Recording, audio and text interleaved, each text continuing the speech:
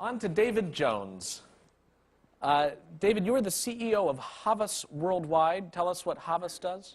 Basically a big global advertising agency network. We've got about 250 agencies around the world and about 12,000 people. So you're an ad man, as they say. I am. And how did you get from where you were to there? Did you know you wanted to be an ad man when you were little? I always say I think people who do well in our industry have three traits. They have highly curious minds, short attention spans, and they did all the work for their exams the night before. And that kind of Namely, an entire generation of youths today are all going to become ad people. Exactly, which is, well, they're not going to become bankers anymore, so we've got a good recruitment source there. And what you want to talk about today, though, is a bit separate from that, or grows out of that. Tell us a little bit about your new project. I think that what our industry is very good at is changing people's behavior. And that actually a kind of passion of mine is if we want our industry to be more respected, and there's a big event called Advertising Week in the US that sort of celebrates the fact that we created Ronald McDonald or, the Pillsbury Dome, and my view is that's not how you'll get respect for our industry. What we need to do is use our ability to change people's behavior for causes that really matter. And I'm going to talk about one of those today. And we've seen a lot of those causes over the course of the past 2 days, Exactly. looking to see about people's behavior and how to improve it. Why don't we turn it over to you for your presentation? Thank you. Great, thank you very much. So if we could pull the slides. So Michael's presentation was a fantastic example of something that's kind of complete and finished and done. And mine is all about something we're going to do, and all of you in this room can help make it way better. And what it basically is, it's about collaborative creativity to empower the next generation of world leaders. But kind of first, a little story. This is a wallet. I was in the station in Boston about 3 or 4 months ago, and I dropped my wallet. And I was kind of coming from the gym. I was hot. I put my jacket on the back of those sad wheelie bags we have, and I got into the train, and I realized I'd lost my wallet.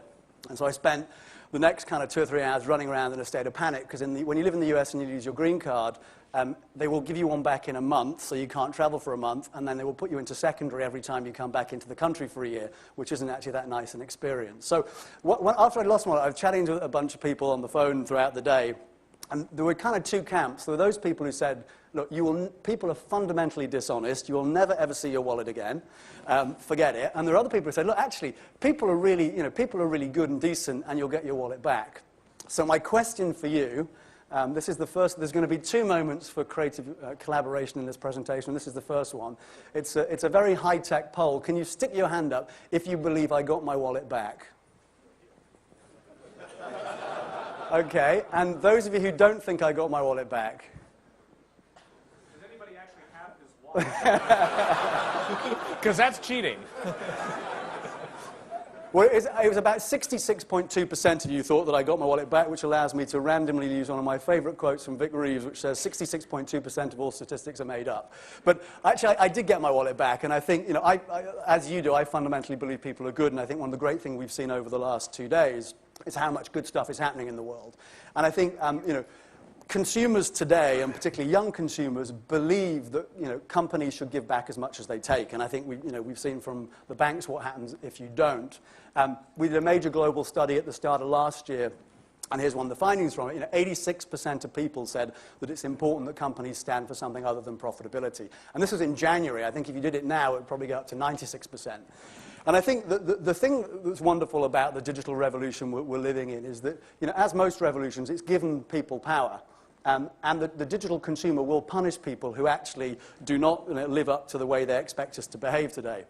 And I think the Time magazine front cover was a bit of a gimmicky stunt, but it was a fundamental point in there. We, you, the individual, controls the information age. And another finding from our study was 80% of people basically saying that as a consumer, I have a responsibility to basically censure unethical companies.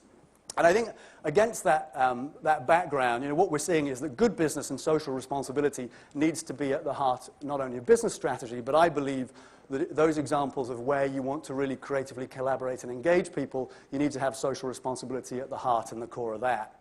And here is my patented Venn diagram, which you feel free to rip off. But if you have one circle which is all about what's a kind of genuine and credible role for the brand, and another circle which is what are real issues that consumers care about, I think nailing great creative collaboration with consumers is about hitting the intersection in the middle. There are some companies out there who are talking about what's important to them, but consumers don't care about it. And there are other companies out there who are jumping on the issues that consumers care about, and that's why we're seeing so much greenwashing. And actually, just listening to Michael's presentation, the human race sits very nicely at the center of that. So one of our things we say to our clients is, your brand and your company need to stand for something. And so I guess we believe that if we're going to actually practice what we preach, that we should do the same thing. So Kate Robertson, who is the chairman of our UK business, who's in the audience somewhere around here, and I have created a thing and founded a thing called One Young World. And basically, the idea is really simple. It's a Davos for 25-year-olds and younger, that if the world's leaders can't actually make the right decisions and get us to the right place, then given our obsession with youth and given how clever some young people are today, we can actually use them to exert pressure on the world's leaders to do the right things. So the inaugural One Young World Summit is going to be in February in London. Here are some of the councillors, but the whole thing has basically been built around collaboration. There'll be 1,500 people from around the world who will attend. It's the first ever session that's actually going to bring together people in exact proportion to the global population. So it's not going to be 1,500, rich kids from America and the UK. It will be absolutely proportionally representative. And every level of it